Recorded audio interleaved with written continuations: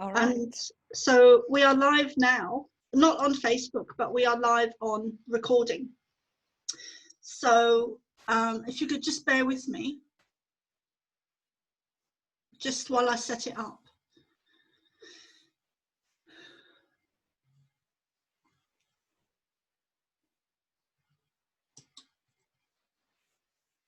Are you still there, Nirvana?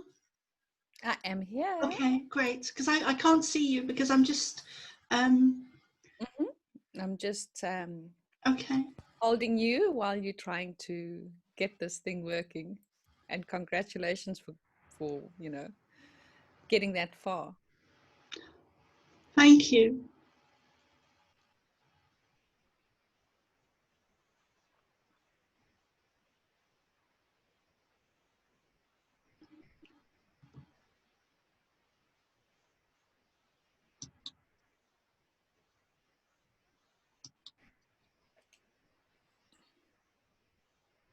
Okay, so I think we are live now on Facebook. Okay. Okay, it's setting up.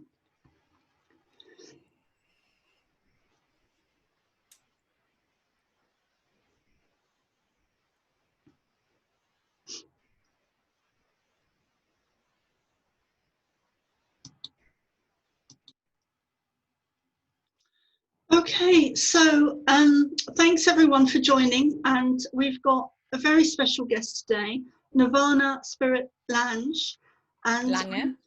Lange, sorry. Yeah. Okay, so Nirvana, if you'd like to start by introducing who you are and what you do.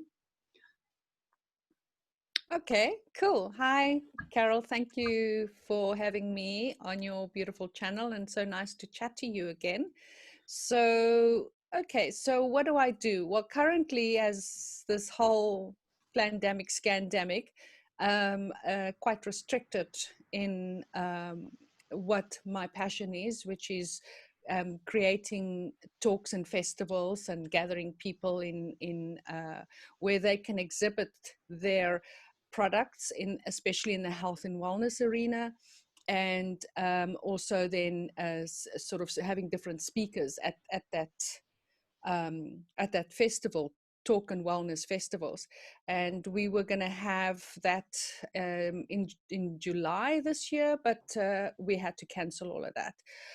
The other thing that I do is I interview a lot of people, again, in the health and wellness arena, for a South African platform called the Body and Mind Health Directory, which has all people from aromatherapy to Zen meditation, coaches, healers, so they join the directory, and then I interview them, give them a 10-minute interview, just to get an idea of who they are and feel the energy through their voice, because our voices are very, very important.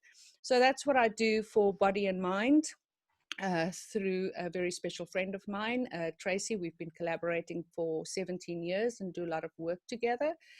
And then I have my own channel called Authentically Me, which I have been getting the courage up for the last 4 years to start putting it out there. And we can look at some of the things that the pandemic has restricted us from, and then we can also look at some of the opportunities that we took hold while we are in this physical lockdown. And then so I decided, well, it's time, it's time to activate Authentically Me. And I was privileged to having you as one of my guests, and also to have the Global Divine Feminine Roundtables conference over a 3-day period.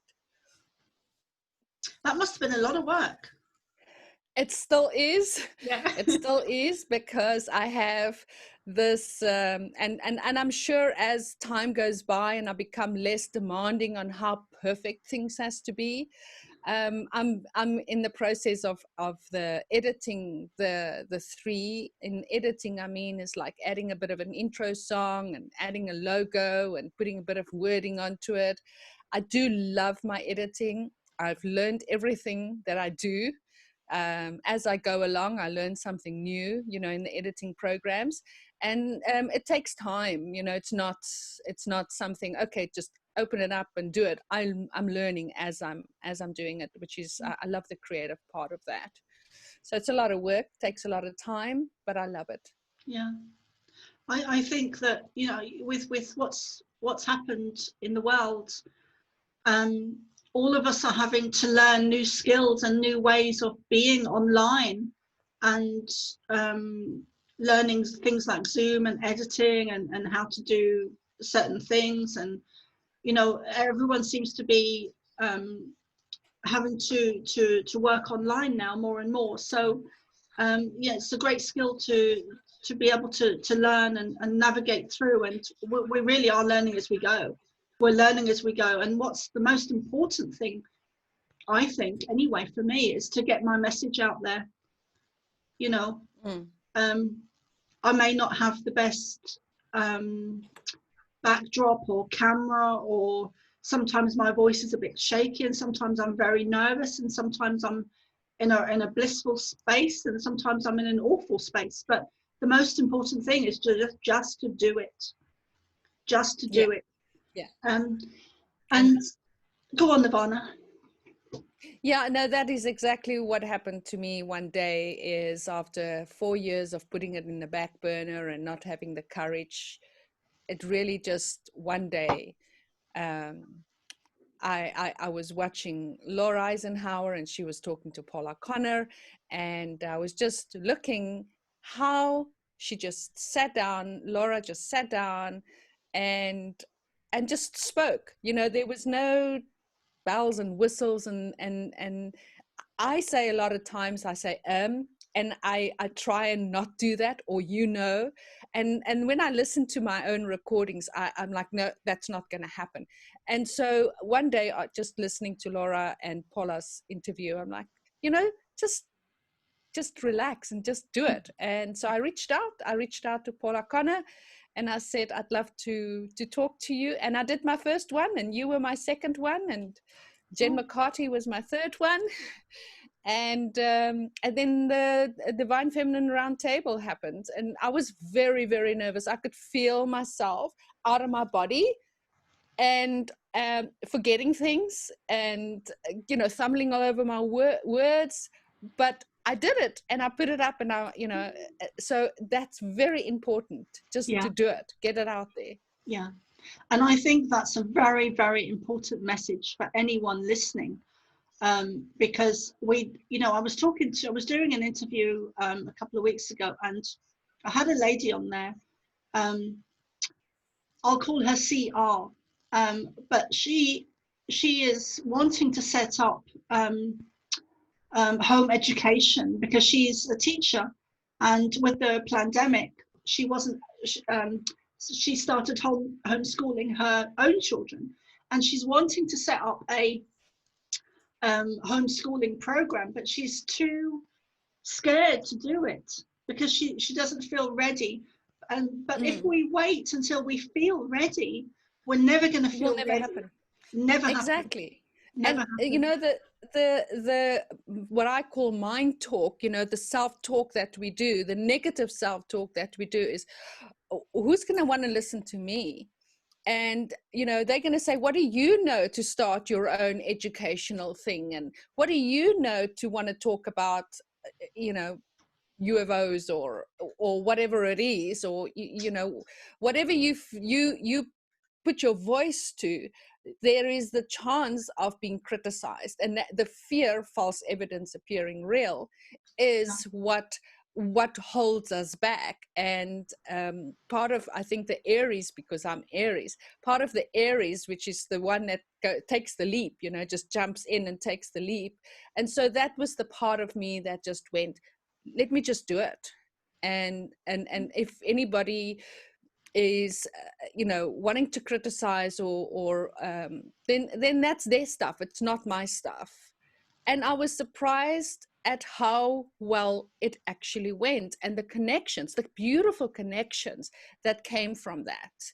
And there's the gift, you know, in putting yourself out there. Yeah, and I think that's what it's all about. It's all about connections. It's all about connections. And um, so I'd really like to hear more about your story, your childhood. So maybe if you could talk us through that, and maybe from birth and until, because I know you had a very traumatic childhood. So maybe if you could, you know, talk us through the trauma and then how you healed it. And I know for me that's an ongoing thing as well. So Always. yeah. So yeah. Okay. Well, it's, you know, I always try to be concise in my in going chronologically through the journey, but I'll just let whatever comes up come up in whatever needs to be said. So I was the second born of we 4 daughters. I was born in Namibia, in the same country you were born in, but not in the same city. And the things that I remember, you know, are that I was born, and I was born squint. So from the age of 2, I had 2.5. I had an eye operation, and 3 and 3.5. I had 3 eye operations and had to wear glasses from the age of 2 to kind of correct the eyes. And being an Aries and the second born, you I think you find a little bit more maturity as the older one. And so I was deemed as the rebellious child, the naughty child, you know, because I really was different to my whole family. And so I always got into trouble because I broke my glasses, and I was always the one who got into trouble with everything. So, you know, starting in a very, very early childhood, my father was a very, very strict man. He was a very aggressive man. And I do understand from, you know, from a soul perspective. I also understand, of course, not then, but I also understand that his own childhood was quite traumatic, and he did, you know, what was dealt for him. And we know in the 60s, you know, life was completely different. So, and I'm not condoning any of it. It's just that when you can let go and forgive, it really helps with the healing. So my father was a very, very, very aggressive man, and he drank a lot. And so he used to beat my mother, and he used to beat us quite severely. And from the age of 12, that's when the sexual abuse started. And so with the sexual abuse becomes being the good little girl. So if your daddy's good little girl, you would get special favors, or you would get a special way of being treated, taken out for an ice cream, or the way he spoke to you. If you were not the good little girl, and like me, I was very good at avoiding him when I could, then you would get the aggression, or the passive aggression, or the emotional mental abuse, which you know, he'd be nasty. He'd be walking down the passage and just shoulder me out of the way, just to kind of show me what happens if you're not a good girl. You don't please daddy. And so that was quite hard, because I see how he treats my sister, and in a way I was, you know, like I wanted some of that love, but that love came with a price, which was something I didn't understand, didn't want. And so it was that constant conflict of wanting a dad who loved you, but not, and then and not giving into that became then, you know, the abuse, the violent abuse that came our way. So you know, and that went on until our final year, grade 12, which is what, you know, I'm a trick here, is the last time that he physically beat me. And I was, what, 17?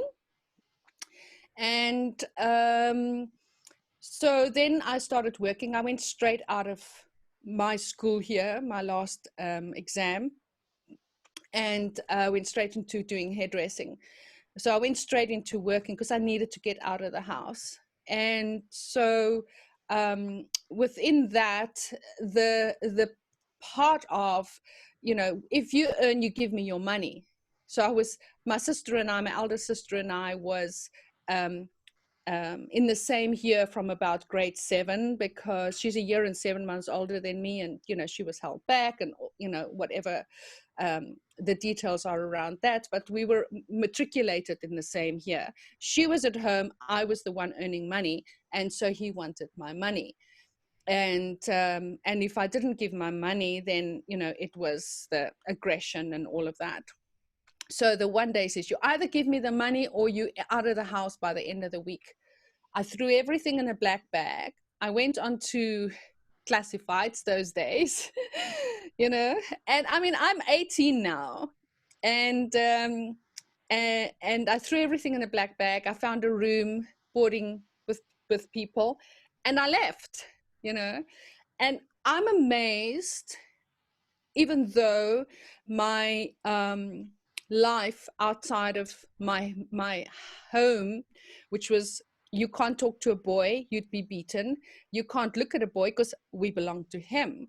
So so for me, understanding was that sex was love, you know, and so you look for love through sex, because that is the, from a very young age, the programming or the indoctrination or the belief, because now you're looking for that love outside of yourself. Yeah. And that was a journey I did for many years, was looking for that love outside of myself. And I always looked at it, at men to love me, to approve of me, and through sex. So that was it was a very tough journey, because I never really understood that for men, sex is sex, you know, and they will always take it when it's, when I say always, please, I'm not generalizing to all men, so I'm just want to say that I'm just talking about my own experience. Yeah. And so so my inner what do I call it, my inner confidence, my inner, like, I'm not good enough, I'm not this, I'm not that, because I could not really find that person, that outside love, because basically they all wanted just sex.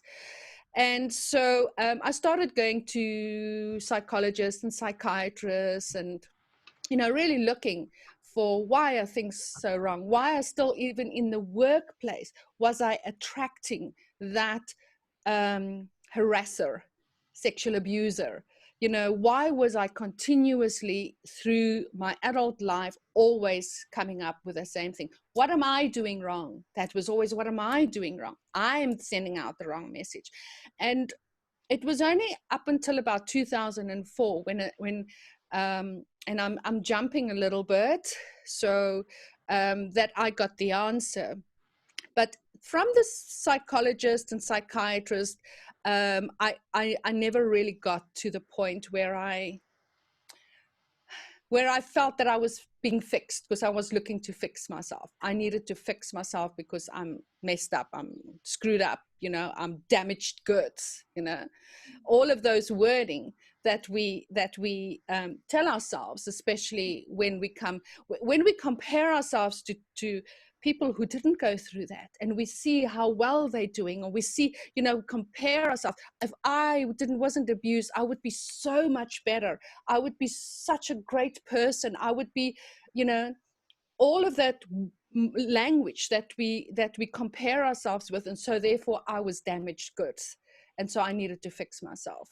And so it only really started for me in 1999, 2000, when I met my soulmate, who, when I left my marriage for this beautiful being called Mark Kaplan.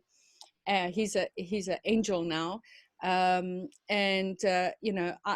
met him, and he introduced me to angels, and I started to learn about angels. I started to learn about the seed of the soul and the contracts.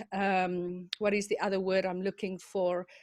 Archetypes, things like that. So my journey in spirituality started after I left my marriage in 2000, and then I was like a sponge. I was looking for anything, again, needed to fix myself, needed to get better. And but the layers of the onions really depends on the self, of how deep and how much you prepare to open up and go into that, and be honest, really be honest about what's going on. And so I think was Conversations with God that I read. Oh. And yeah, so Conversations with God really just like, wow, that was like something I knew that I knew, but I didn't know that I know. And it was like literally telling me stuff that I could never even have imagined to verbalize, but I knew it, And so I then got the book, The Little Soul in the Sun, which is an expert of Conversations with God. Where they took out that piece about where the little soul went to God and said, I want to know who I am. And God said, well, why do you want to know who you already are? And he says, well, I want to experience myself as the light.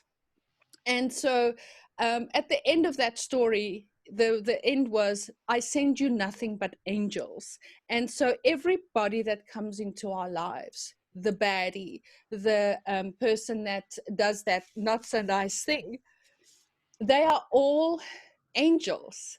And we have this soul agreement, and it's very, very hard because we are now dealing with so much stuff. And I've become more and more aware of the off-planet stuff, of the influences that is happening, the draconian stuff, So at the moment, I'm in between that question of, yes, there's a soul agreement for the soul's experience to experience itself as soul. But then there is also the draconian influences, which, a lot of people cannot even grasp. Especially I know in my family, just in my immediate family, I could never speak about the off-planet influences, the draconian mind control, how they are harvesting the young ones, the energy, the sexual energy of the young ones. And that's another layer to it, because this is not just one dimension. There is so many, many, many dimensions to it. So I think that after I met my twin flame, who lives in Australia, and I spent about a year with him, he was also hugely part of my understanding of the off-planet stuff and exopolitics, and taking me further to the next level, because when the pupil is ready, the teacher will come, they say. So he's in Australia, I'm in South Africa. I'm been on my own. I've come back in 2016, and I've been on my own, and I don't need that approval anymore. I don't need that, other to make me feel. I've got my 2 cats, which I love to bits, but it doesn't mean you have to be on your own. It just means that I am at the point where I'm content with where I am, and I understand the journey of my journey has created who I am today. I can, and all the sisters have experienced it differently, are in a different place in their lives. They are, have dealt with it differently, understand it differently. So I am where I am today because of my experiences. I can talk about it. I can help others, and I can have this compassion that is because of what's happened as a child to me. That was a long story. No, thank you, Nirvana. Thank you, darling. I wanted to ask, where was your mum? Because you never mentioned your mum. Yes. So, you know, because again, my mum was, I think, about 16 when she and my dad got married, and she was 17 when she had the first child, 19 when she had me. Also come from, you know, her circumstances, um, you know, which is part of her choosing my dad as her husband. So my mum never worked, my mum never drove a car. And so in the 60s, as you know, the woman stays at home, apron on, and make sure everything is ready when hubby comes home. So I think as the years went on with the abuse, and my father was getting worse and worse in his darkness, my mum started taking tranquilizers and just opt out. Can you imagine like what it must be like for a mother to see her husband rejecting her for her daughters? Like, can you imagine what that must do to a woman's like self-esteem?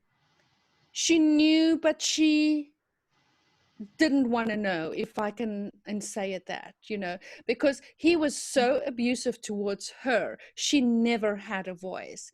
And many years, and it still comes up on occasion, that I think, why were you never there for us? Why did you never stand up for us? But I do have a great understanding and compassion that it from where she came as a 16-year-old, her mother died when she was 16. She had no maternal, and her mother also drank a lot. So there's a lot of, you know, a lot of stuff. She never had that maternal influence to help her. And so, and my dad didn't either. His mother committed suicide. So my dad also grew up from the age of 10 without parents. Like, he was shunned from one side to the other. So they never really had, and again, it's not condoning or excusing, it's having compassion and An understanding. understanding. Yeah. Yes. And so my mother, you know, just numbed herself out with tranquilizers, um, and um, and I think it was, let me just think, in the 1980s, I was already out of the house. I think I was already at my second or third job when my third sister decided to speak up and speak out. And not that I didn't, I did try, but that those days nobody wanted to hear. Even when they came to the house, it was, oh, my dad was, you know, they just after the boys. And so they acting out, they saying all these things because, you know, I'm keeping them strict, and you know, so that was his excuse, and they just walked away, and the abuse continued. But by the time that my sister spoke out, my sister 2 years younger than me, and I'm already out of the house, then they stepped in. They you know, she left the house, they took her away, and my dad got a suspended sentence, you know, which it just shows you how the system works, because we know that even then the influence on the energy of the sexual energy, and especially the youth sexual energy, was already being harvested by the elitist. Of course, I didn't know that then, and I was extremely angry. So it's really after that, my dad found Christianity. He found God, and he became a reborn Christian. And then he really started to turn himself around and apologized. Never really in detail, but he apologized. And he passed away in 2006 of lung cancer from asbestos. And yeah, so you know, the long answer, my mum numbed herself down. Wow. You've really been through it. Um, and so your sister reported your father, and did he go to jail for that? Was he given no? He So just what? got a suspended. He's got a suspended sentence. So yeah. So they I'm not sure if the word was guilty, and I don't know if it's even on record anywhere, but it was a suspended sentence. So he never went to jail. I know that they came to fetch him in a van, but I wasn't there and I can't remember. There's a lot of stuff that I can't remember, much of the details. I wasn't there. I know that I was extremely shocked that my dad was like in my entire being, that my dad was arrested. Like, it broke my heart, and it just shows you the conflict of what happens to a person that goes through that kind of an abuse. So but yeah, he didn't didn't get a jail sentence. And what is your relationship like now with your sisters and the rest of your family? And is your mum still here? Yes. Your mum passed? My mum is still here. She's in her 70s. She remarried. So I would say, I'm so different to my sisters. And I'm known as the freak daughter.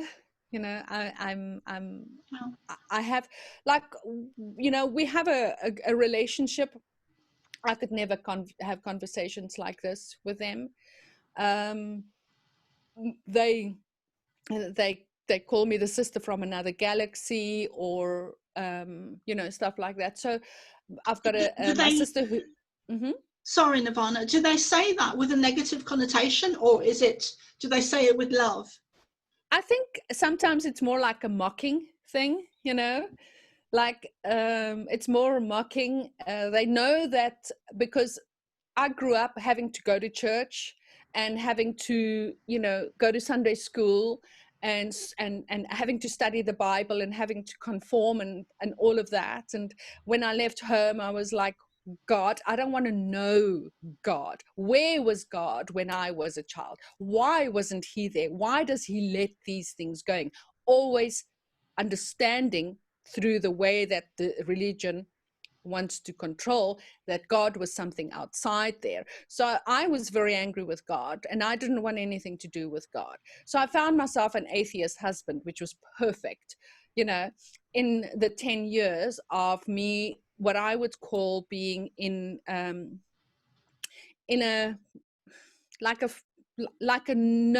there was no real major events, in a way that I think it was a healing cocoon time for me, and until I met Mark. And then of course everything just exploded, and it was time to crack open and really start bringing all of that stuff out and finding the God within me, which was my journey to do. So yeah, I can't even remember what your question was. Okay, I can't either. So I've got a million questions for you. There's things I really want to go in depth with. Now, I've had a very similar childhood, so I totally get where you're coming from, and I think a lot of people wouldn't understand things that and our processes unless you've been a victim of child abuse or sexual child abuse. Survivor. So yes, survivor. So I really want to go into a couple of things. I want to go into healing, and I also want to go into being a black sheep, because I was a black sheep, and I've been shown that it's actually the other way around. And although we are seen as the black sheep, it's actually our families that are the black sheep. And also, I really want to get into what I was shown, is that because I have a connection to the Pleiadians and I'm a channel for them. So what I was shown is that even before we're born, and I don't know if you were shown this or are aware of it, Nirvana, but what I was shown is that even before we are, and this was during a session with the Pleiadians where they were showing me information. So they showed me that even before I was born, before I knew who I was, before I knew I was a starseed, before I knew any of that, that the positive and the negative had tracked me, so that when I energetically, so that when I came in, I was put, or chose myself to be put into a family that would abuse me in the way that they did, you know, sexually, mentally, physically, poverty, you know, lack of food, Emotionally. lack of nutrients, lack of everything really. And also my mum was, I always termed her emotionally unavailable, because she wasn't available emotionally. She was like your mum, was trying to numb herself to the truth. And people do that through two obvious ways, is drugs and alcohol. And also being ungrounded as well, because you can numb yourself by being ungrounded. Yeah. So, but so the going back to us being as star seeds, we are tracked energetically by positive and negative star nations before we get here, because they know who we are energetically. So we have all this trauma coming at us to stop us from being on our paths. Because like you were saying, you know, if we hadn't ever had all this trauma, horrendous trauma that we've spent years trying to and successfully healing and clearing to some degree. Yeah. And there's different layers, different of the onion. There's different levels of the onion. And that, for me, the onion has been huge. But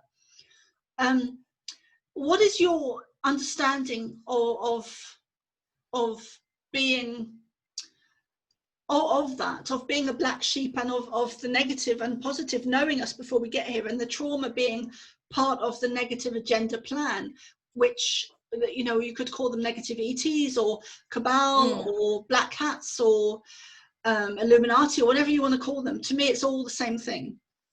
Yeah. What is your understanding of that? Have you had a similar experience where you saw that? Well, you know, as a child, I don't think I ever understood that. It only really started for me when I started to journey into my spiritual healing in a way. But I want to go back to the black sheep. So I call myself now the psychedelic sheep. I no longer call myself the black sheep. And because yeah, psychedelic sheep. So that's no longer a black sheep. Also, with John DeMartini, that I did a workshop with or a course with, he really made me understand something amazing. I realized something, that in a family dynamic, there is the group. Like, let's use my family, all my sisters, my mother, they all have the same ideals, Christian, the Bible, all of that. So it needs something, as you know, opposite to balance that. It needs to be balanced. So it's very much about what you are speaking about, you know. So because the souls needs to balance itself in its experience, I had to go into that family to balance that whole thing. When it comes to the abuse and all of that, as we know, you know, we do agree as soul what experiences we want to have. And again, I'm still, now that I'm become more aware of the exopolitics and all of that, I still feel that there might be more about that rather than just the soul. I haven't got the answer yet. I'm still questioning. It's still a question within me that I might, you know, bring up with more experienced people with regards to exopolitics. But, you know, is there more influences that just the soul's agreement?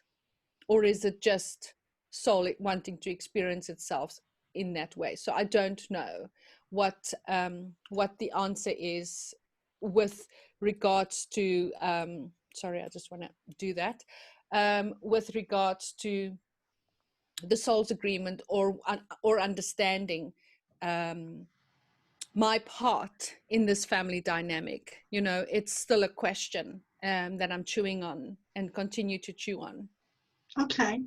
That's a great answer, because I think that experience I had where I was shown that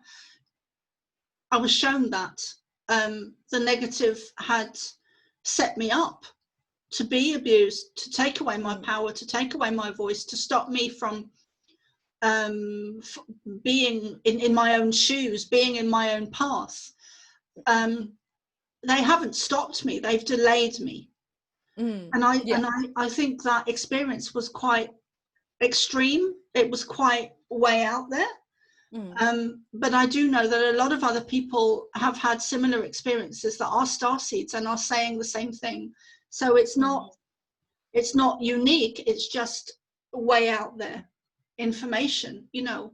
But I think, you know, like any spiritual experience, unless you've had the experience, you can read it. But when you experience something, it affects you on a soul level. It's a game changer. It changes everything for you. So yeah. Okay. So I just want to ask you quickly, Carol, if you could maybe hold the space for a few minutes. I will do. Love. Okay. Yeah. I'll be back in a sec. Okay, great. So while Nirvana is taking a quick break, there's some things I'd really like to share with you. I am planning to set up a spiritual center and a spiritual community, and based on the Earthship models. So I'm looking to gather a team at the moment. I'm planning on doing this in the United States, of all places. I've been told to do this in the United States, of all places. So I'm looking to gather a team together.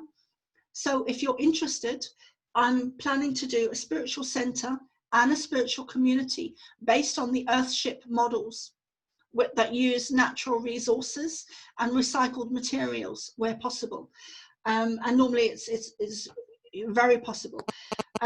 So if anyone is interested in getting in touch with me, please email me. My email is thepleiadianchild@hotmail.com, but it will be on my YouTube description as well, because this will be on YouTube. So also my website, check out my website, because you can get all my details there, which is thepleiadianchild.com. I also have my book as well, and all the proceeds are going to go to this. So The Pleiadian Child by Carol Ann Noonan, which is available on Amazon for $7.77 or $13.77. So please do get that, because it does make a difference, and all the proceeds that I get now will be going towards this center. And also I've recently started I've been channeling the Pleiadian since 2009. In 2010, I discovered that through shamanic courses in Galway, in Ireland, that I had a connection to them as a child. And during the times of abuse, I was leaving my body and connecting to them. So I've been a channel for them consciously since 2009, with them being next to me. What I've recently started doing, and I started doing it in a live interview by accident, where they told me to close my eyes, so I did, and then they stepped into me, which is called trance voice mediumship. So I'm now doing that, and I'm also doing it privately for one-to-one readings. So if anyone would like a reading, please contact me. And I also do past life readings and Akashic records readings. So if anyone would like to get a session with me, please do. And if you'd like to get involved with the spiritual center and spiritual community, please do get in touch. Because this is not something I can do alone. This is something that is going to be a joint community, a joint effort. So with that being said, I'd like to welcome Nirvana back. Thank you. You know, nature calls, you know, what can you do? Yes, when you have to go, you need to go. Yeah. Which, yeah, you know, I think with, you know, the way the media and TV is going is very different to how I grew up as a child, where I was watching newsreaders, and we're going into a new era with technology and interviews, Mm. because the media is no longer portraying the accurate news, as far as I understand. So we are the Truth tellers. newsreaders. Yeah, we are the broadcasters. So, Mm. you know, and when we're learning it to do it in a new way. So we're not the person in the suits that Mm. is perfect, you know, and has a fake facade. Um, And the problem with that, Carol, is that you know, people like you and me and all of the other star seeds and people who are speaking the truth are labeled in that negative connotation as conspiracy theorists or wacko or all these other things. But you know, and again, I have to look at it through compassionate eyes, because it's been decades and decades of just this medium, TV, broadcasting, the radio, that we've been fed what they want us to know. They are being told what to tell humanity so that humanity can be in line, on their knees, sitting like this and saying, I heard it on the news, I heard it on the radio, I read it in the paper, so therefore it must be true.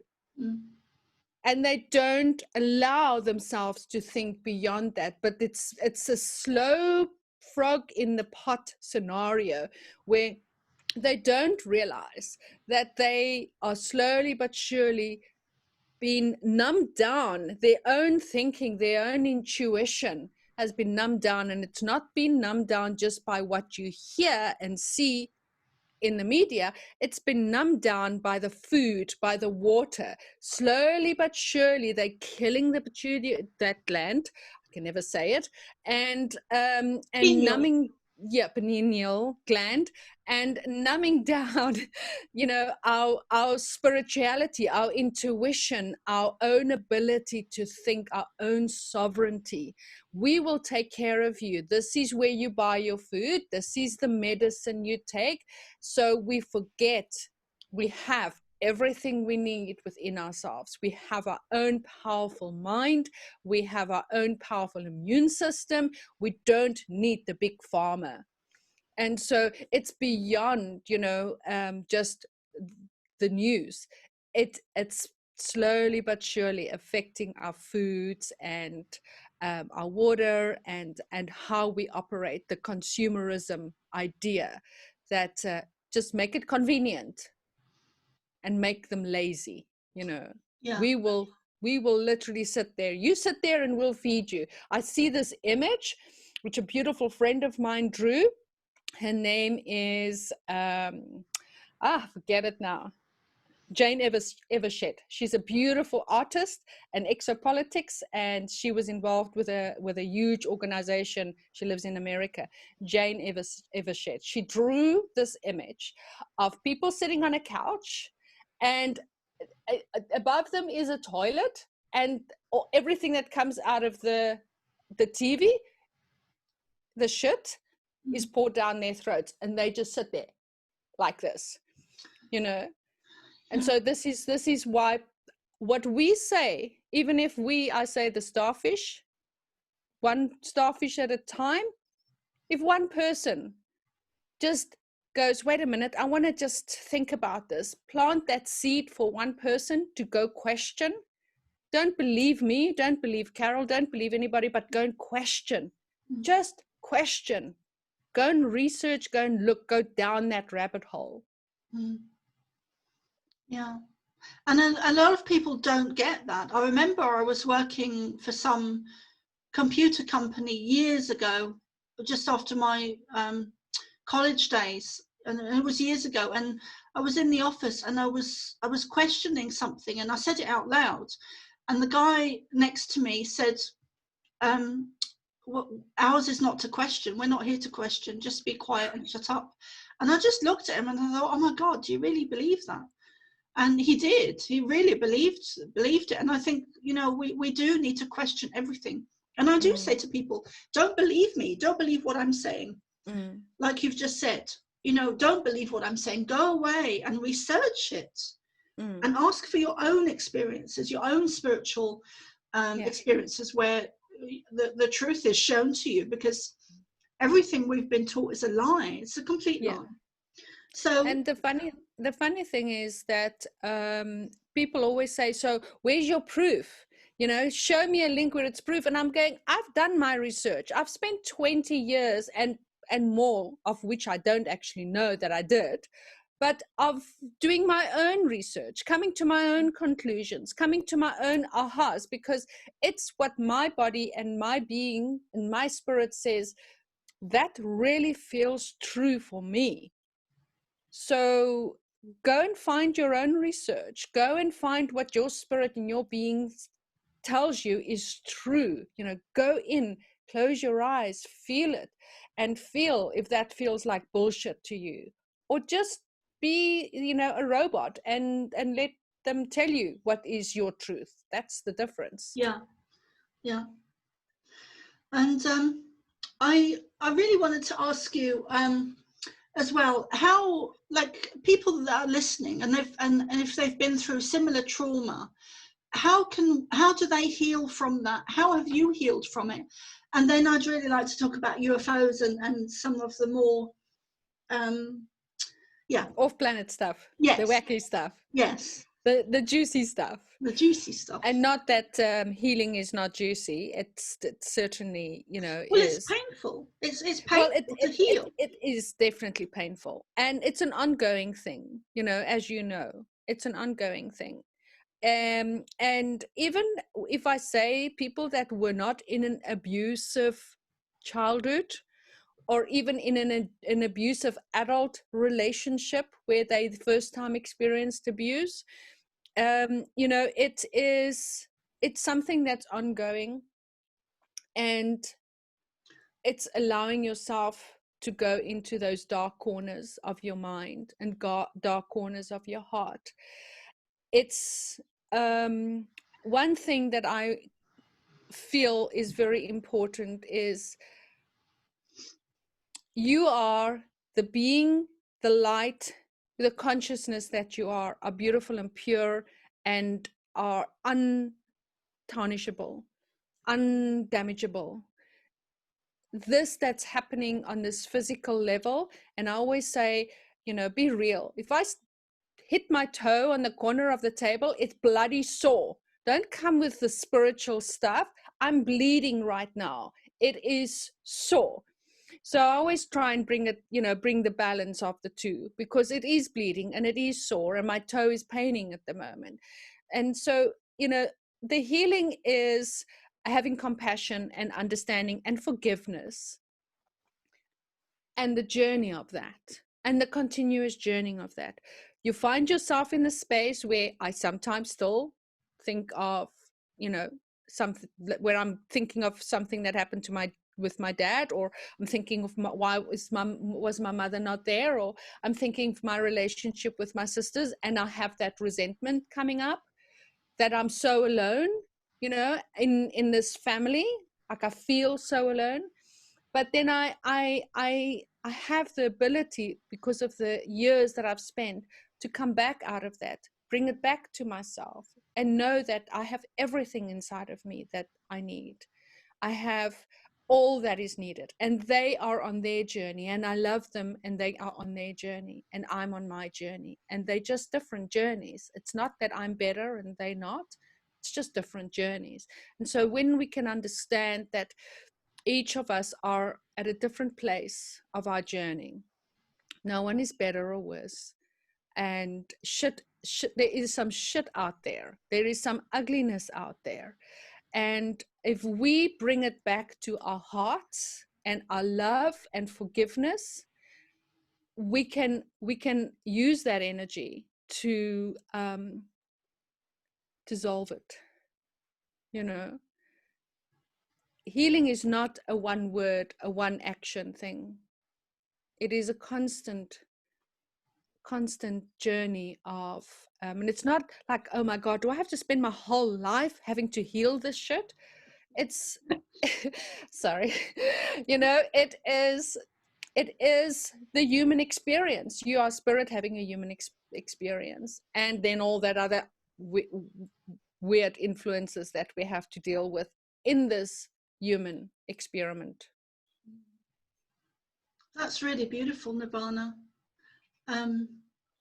Because it goes so deep. There's so many layers to it as well. And for quite a few years, I felt stuck, and I didn't know what I needed to heal, because I'd already forgiven them for abusing me, and I was just stuck because I felt there was something else I needed to heal, and I didn't know what it was. But actually, it was that I needed to forgive myself. I needed to forgive myself. So it's about forgiving them and also forgiving ourselves. Yeah. You know, for going through that and being abused, and on a higher level, I believe we've chosen it, which I know a lot of people might find difficult to hear, but that's my belief. That's my belief. Yeah, and I agree with you. You know, that's also how I understand our experience on this planet is, you know, the soul's agreement and choosing where they want to be. And I want to go back to, you know, forgiving oneself. There's so many layers to forgiving oneself. There's the layer of choosing to be this experience. There is also the shame part, which a lot of, which I actually forgot to mention.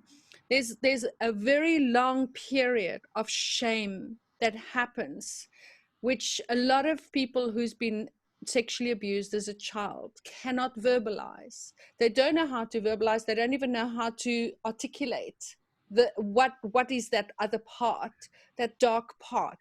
And it's the shame of having that experience and the body responding the way the body is responding in its natural way, in the pleasurable way, that your mind can't understand it, but the body is responding to what's happening to it. And so as you go older and understand about sex more and more, you become more ashamed of what happened and how the body responded. And that is the biggest, most important thing. If I could leave that message, is to let go of that shame, because the body is going to respond. If you, again, hit your toe on the corner, it's going to hurt. If somebody touches you in a way where you are out of your own control, it's going to respond. And that's not your fault. It's not you choosing that. So the shame part is what we need to work on, to let go of that shame, because once the shame lifts, everything else will go, you know, will like a domino effect. So thank you, Nirvana. I think that a lot of people don't actually talk about that, about the body's response. So, and that's really important. It's really important. So yeah. There's another thing that I wanted to mention. I'm sorry to no, don't be interrupt sorry. you, but one day I was when I started my spiritual journey around about 2003, I was in this spiritual organization. I'm going to call it organization. I don't really know, group or, and the spiritual teacher was being harassed, you know, and used the fact that a lot of the women that were there were sexually abused, and used that to say, you know, if you need help, this is what needs to be done, and being inappropriate. And so again, I found myself now being in a spiritual place where I was again being harassed and being inappropriately. And one day can I just ask, because I didn't really understand that. So can you just explain a bit more? So you were in the spiritual group. Well, not in the group. It was, what happens is the group dynamic, I think, is where he gets the information on who's the vulnerable woman. And then after that, you'd like one-on-one sessions, and then on the one-on-one sessions is, you know, we need to release that energy, or we need to, and you know, and so it just became inappropriate, you know, and so and because there's yeah, I'd like to not go into too much detail with regards to that, because I want to go into the realization. The realization for me was again feeling I'm attracting, I'm doing something wrong. It was me who was sending out the wrong message. And I was lying on my bed one afternoon, you know, just at that time I was still journaling a lot. And then I suddenly got this vision of the energetics of it. It was around 2004. I got the energetics of it. So the abused victim, I'm going to use that word for now. The abused victim energy is looking for the perpetrator energy. Yeah. Right? Yes. So your mind, conscious mind, is not aware because you're still in that victim energy. Now, again, I'm not saying that anybody that experiences this are asking for it. This is my realization. Well, I understand what you're saying, because I've been there. Yeah. Yeah. So I see this sort of tentacles in a way, you know, so that you come across this abuser, harasser energy, and your victim energy immediately becomes, I want to play, right? And then the abuser energy goes, oh, good, there's something that I can play with.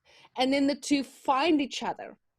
And you who goes, no, no, no, because you haven't found your no voice yet, because you're still in your victim energy, your wounded child, your abusive person will continuously attract that. Once I realized that there was this energy that I was sending out, and it keep on attracting that energetics, then it flipped like this for me. Like now I see them a mile away. I can smell them. I can even see them in a magazine. Like I see them, Yeah. you know, and they don't even have a light pole distance to me. They don't get to me anymore. And so it's because I stepped out of that victim, that I'm the victim. That's why I say, you know, victor or survivor, you know, no more of the victim, because I will not continue to attract that energy anymore. That energy can go, you know, somewhere else, but hopefully, you know, not hurting another person, but that, you know, that energy can implode into itself. It certainly is not going to come to me. Yeah. Yeah. The way I've done that same thing as you have is by, I used to say to myself when I was from about 12 onwards, I used to say to myself, I will be damned if I let you ruin me, destroy me, fuck me up completely, where you get to destroy the rest of my life. And I never really finished the sentence. It was just, I will be damned if I let you. And then there was a whole sentences that came after that, but I never really articulated them, even to myself. Yeah. So, but for me, it's been about taking back my voice, stepping into my power, and viewing things more as being an observer, watching myself and the situation and what happened and what this was and what that was. So that's quite a Buddhist teaching, where you observe your thoughts like on a conveyor belt and watch them go by. So I've learned to become, I guess, the observer. I don't know if that's a good thing or bad thing, but so yeah. So, but there's many ways to heal trauma. For me, the shamanic healing, the shamanic journeying, the shamanic drumming, all of it was really, I've always felt really drawn to shamanism. Me too. Yeah. So, yeah. So, should we Should we move on to UFOs? And is there anything else you Yeah, want to say? I'm certainly not an expert on UFOs. I'm no expert on it. I do love it. I love the idea of it. I know that they are around. I always say that if there was, and somebody actually said to me, there's a Star Trek episode, and I never knew this, but if I, in a previous life, could have been an organic live spaceship, like I feel like I was some spaceship that was a living being, moving through the galaxies, because I don't have a negative effect through technology or any of the frequencies that people are affected by. It's never affected me. And I love the idea of one day meeting an alien. I just love it, So yeah, so I don't know. Have you ever seen? I mean, I'm not an expert on UFOs either, but I know that we live in a multi-dimensional universe, and we are multi-dimensional. And I know in my heart and through my experiences that we are not alone in this universe, that we don't come from here, that starseeds don't come from here, that there is everything that exists in the universe has a positive and a negative. And I know that there's positive ETs or star nations and negative star nations or ETs. And I have had some experiences where I've seen them. Have you seen UFOs? Have you heard the humming? Well, I did a journey from Cape Town to Johannesburg. We were 9 people in my microbus. I still have the photos of it in Dropbox. And we did a whole, it was all about, our civil rights and our sovereignty and all of that. 2012, 2013, I think it was. And when we were traveling, I took photos, and I've still, it's amazing. We could see these beings and these objects following us. And there were one moment that we were traveling, and immediately the weather changed. Like immediately we went from sunshine to ice cold, dark, pitch black, dark clouds, and hail's coming down, and the road was completely closed. We could not continue. We had to take a detour, and as we took the detour, like all of these things, like whatever was happening, it felt like I was in another dimension, because there I was, sunshine, driving. The next moment, and I was driving, and I still had an old BlackBerry, and I was driving with my hand outside the window with my bus, because I can do so many things when I drive, and I'm clicking my phone, taking photos of the clouds. And it was, I think it was much later, I was sending them to Michael in Australia, my twin flame, and he was like, you have to see what's in your photos. And he was like, and I could not believe the stuff that that was appearing in the photos, and also how the atmosphere changed, the actual atmosphere that we were in, and we were forced to divert. It was from a science fiction movie, I'm sure of it. So that's so interesting, because they do have ability to change weather, and they do hide a lot in the clouds. And do you still have the pictures? I do. I have them on Dropbox. I still have them. Yes. Yeah. I'll send you the link of them. Yeah, please do. Yeah. And would it be okay to share them publicly, or? Absolutely. Yeah. I mean, it's quite amazing if you see it. I'd completely forgotten about them until you asked now, and I'm like, oh yeah, I've got all of those photos still. Yeah, it's incredible, really. And I do know about the shape shifting that's happening, and the royal family and the reptilian and all of that. I watched a David Icke many years ago, That's before I even knew that I knew David Icke. I got this DVD, Credo Mutwa, who is one of our, I don't know if you like shamanism, you need to look up Credo Mutwa. How do you spell He's that?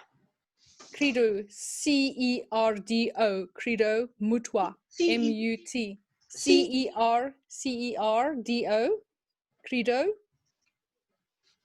And I will send you some Mutwa, M-U-T-W-A, I think, Mutwa. I'm not very good at spelling, but I'll send you. Anyway, David Icke interviewed him about the reptilian agenda. And That this is sounds years very ago. interesting. And I've still got the DVD somewhere. And I'm not sure if you can find it online anywhere. I'm sure you could. He died this year or late last year, Credo Oh. Mutwa. And I'd spent a beautiful 2 days with him and his wife, Credo Mutwa and his wife. And that's the first time I heard about the reptilians and what the reptilians were about. And, I mean, this, I think, was 2007, 2008, yeah. So then it started to reveal itself more and more how the reptilians are, influencing and are using the human form to walk among us and to manipulate us. A lot of people will think we're wacky, and that's all right. I'm happily wacky, happily. Mm. If you don't like it, go away, go and watch, Days of Our Lives. But I remember being that person, Nirvana. I remember I was living on Holy Island, and I had this beautiful, which is a Buddhist retreat center, Buddhist center. And I had this beautiful experience with the gardener at the other end of the island, where because there was two main buildings on the island. One was at the south end, one was at the north end, and I think we lived in the south end. And the building at the north end was where the nuns, the Annies, were doing retreats. So you weren't allowed to. You were allowed to walk outside it, but you weren't allowed to go inside. So they were in retreat, in a sacred retreat. So they weren't allowed out, but they had two caretakers. They had a couple that was gardening and cooking for them and doing all the practical stuff. So I had this out-of-body dream on the astral plane where she came to me, and in the dream time, and I remembered it, and I remembered how she looked, what she looks like, because I hadn't met her yet. And then and it was a real dream, it was real. And I've been having those since I was a child. So I knew about real dreams. I knew it was real.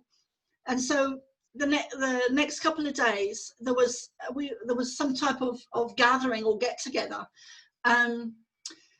that we were having. So she came around the corner and of the building. So I bumped into her and I recognized her from the dream.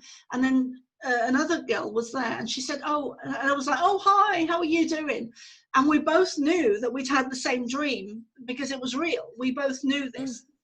And I don't know, there was a lot of telepathic stuff going on because it was really beautiful and really strange, but outside the normal communication. So Tracy, the other girl, said to me, "Oh, have you met?" And I was like, I didn't know what to say.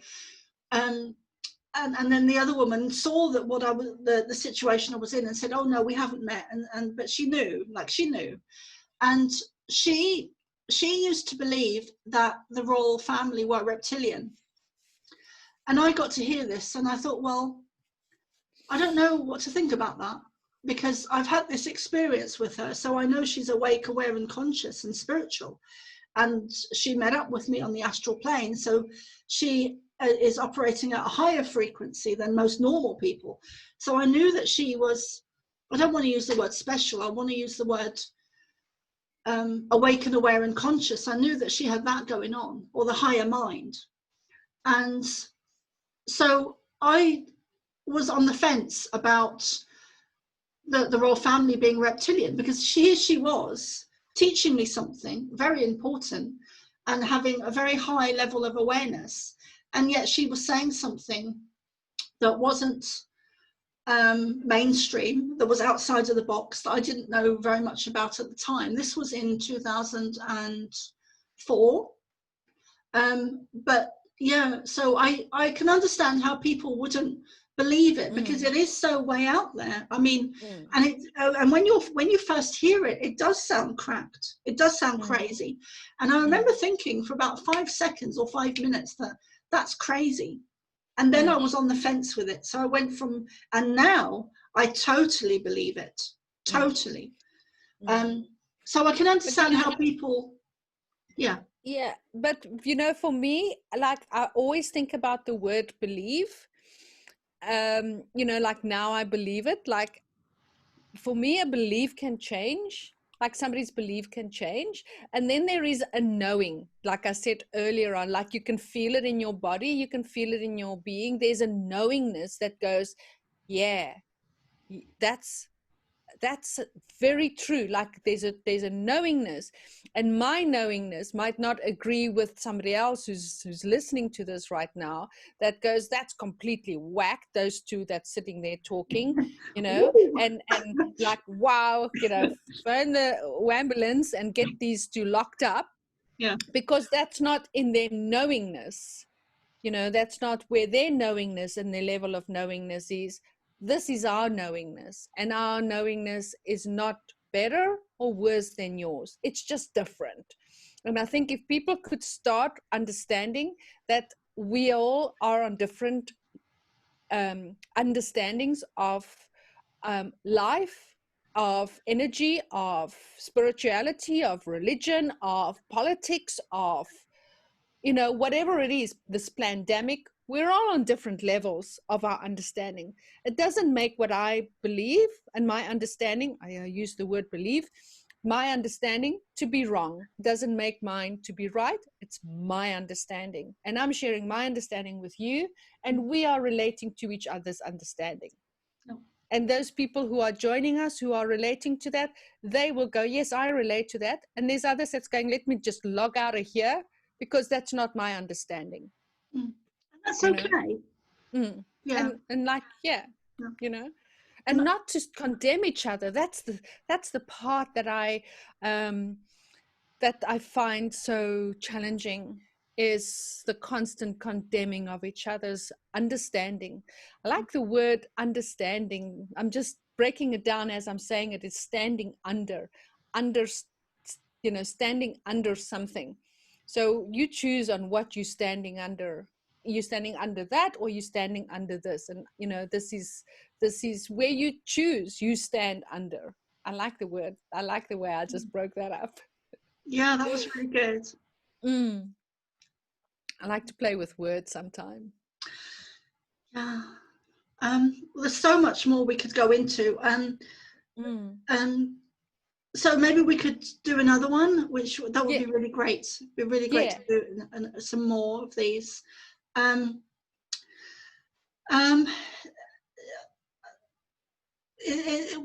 guess we've got about another 5-10 minutes, because it's been what, an hour and a half now or something. Hour and a half. Yeah. So how can people reach you? What do you like? Do you do online sessions? Do you do sessions in person? What do you do? I think my main passion at this point that I'm focusing on, due to this scamdemic, is having interviews and having a platform where people can, you know, have a place where it's very hard to do these types of video vlogging or conversations, and especially doing a monologue. It's very challenging and daunting for a lot of people. So I facilitate that and provide a platform called Authentically Me, where you know, we can have a two-way conversation, and you can share what it is that you do, and or, you know, I can help you to put certain things online. That's also what I love to do, is how to put things online, and how to get yourself out there in a way. So Authentically Me, you can just basically look at Authentically Me Nirvana, and find me on YouTube, on Facebook, on Instagram. I'm even on Twitter. And I think that's the best way, is at Authentically Me, Nirvana, because there's a lot of Authentically Me's, but there's only one Authentically Me Nirvana. So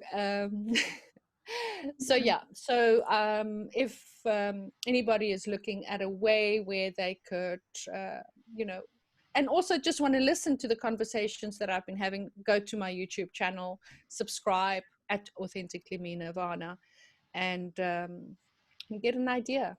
I'm also just growing that, you know. Yeah, because there's some great interviews there. I know you've done the yeah, there's some great interviews there with lots of different people. So yeah, check that out. So what is your YouTube? That's my YouTube. My YouTube is at Authentically Me Nirvana. Yeah. Okay. And then you've got Yeah. Authentically Nirvana at authenticallyme.com. I said that wrong, I'm sorry. Yeah. So my bio is on the Body and Mind directory. So the best way to do is to go to bodyandmind.coza and type in Authentically Me Nirvana, and then you can read about me and my bio and what I do. So it's like the whole thing is www.bodyandmind.co.za/Authentically Me Nirvana. But the best way to do that is to just go to bodyandmind.coza, type in Authentically Me Nirvana, and then you can read all about me. And I'll put all your links on the YouTube as well, on the YouTube description.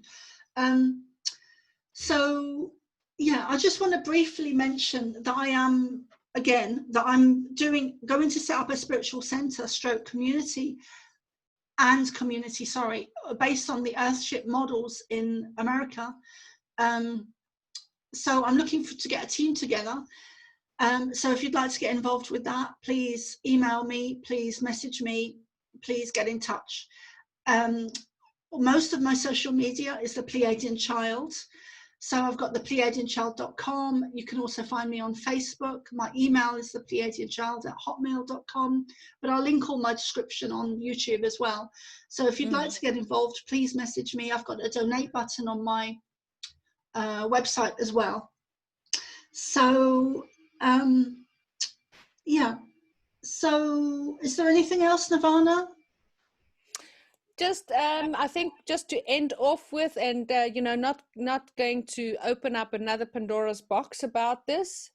We can do that at another time, but I want to say, people, take off your masks, breathe in air, get your hands into the soil, get it dirty, get it full of beautiful bacteria so that you can, you know, strengthen your immune system. Get rid of all of these sprays and chemicals which are taking away from your body's innate ability to heal itself.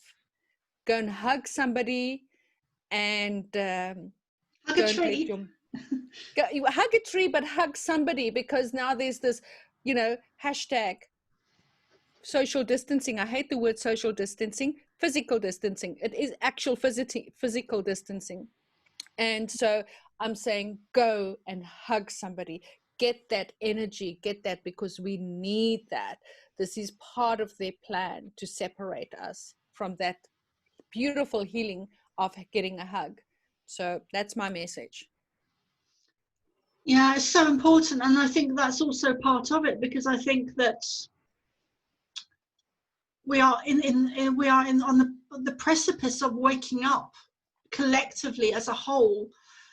The whole of humanity is on the precipice of waking up collectively, and by social distancing, you're actually suppressing that from happening. Physical distancing. Yeah, because when you're in the presence of someone who is awake and aware and conscious, that energy will bleed into your energy. So it helps you to become, or the other person to become, awake and aware and conscious. Energy is contagious. It's like smoke. So it has fluidity and movement. So when you're in the presence of great people, like spiritual people, like gurus and people like the Dalai Lama, question mark, because I've seen quite negative information about him recently. So that's a bad example.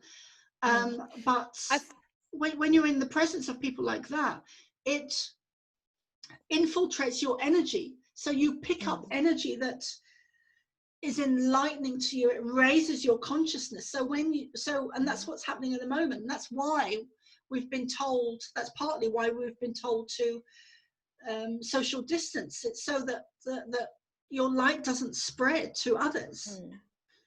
Yeah. So I would say, like, what we're doing here is one way of connecting, but it's not doing what it needs to be doing. What you were talking about, 100% is to be physically together. It's like I see this of tuning forks.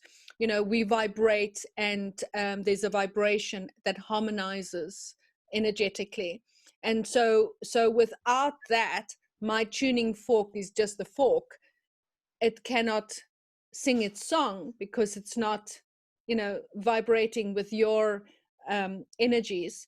And for me, a guru is, you know, you are my guru. My cat is my guru, the butterfly that sits on, you know, my flower. So I've learned over the years to no longer make that guru, but to just anybody that you are resonating with, that your fork can sing its song with, is helping to grow that spirituality, that gives you that spiritual fuel that we need without this physical distancing that they are forcing on us. So don't have to look for big names, don't have to look for big, you know, things out there, because even the street sweeper can be that song to your fork, you know. Yeah, that's so true. And I remember once I was in Galway, and I was outside, and Galway's quite a small town. They call it a city, a small city, but it's really a large town, and it's a beautiful place. But I was with some friends, and we'd just come out of having coffee outside, because there's lots of tables and chairs where you can sit and relax and have coffee outside, and cafes and stuff. It's on the coast as well. So there was this guy that was there, and he was a drunk homeless guy, and I remember looking at him, and his aura was shining. He was really shining, and he had this beautiful energy, and he was in rags. You know, people were laughing at him and being quite cruel. And I looked at him, and I really felt some type of real connection to him, and I could see his aura, and I could see his spirituality, and he was just, to me, he was just beautiful. And so, and yeah, I've had some experiences with people in suits where, I won't go into it now, but you know, it takes all sorts, and you can get beautiful, poor, spiritual people that are in rags, and you can get rich, diabolical people that are in suits, in power. And so we need to stop judging. And there's also a thing that's gone out over the last 10 years or so, and I've seen it quite a few times in different ways, but it's about a little girl that is, and I've seen it on the internet, it's a little girl that is dressed in rags, and she's a dirty face, and she's dirty clothes, and she's poor, and she's homeless, and she's skinny, and she's underfed, and she's asking for people for money on the street, and no one wants to know because of her appearance. And then it clips to it, fast forwards to a different clip where you've got this beautiful girl who's very well groomed. She's got beautiful long curly hair, and she's in beautiful clothes, and she's very well to do.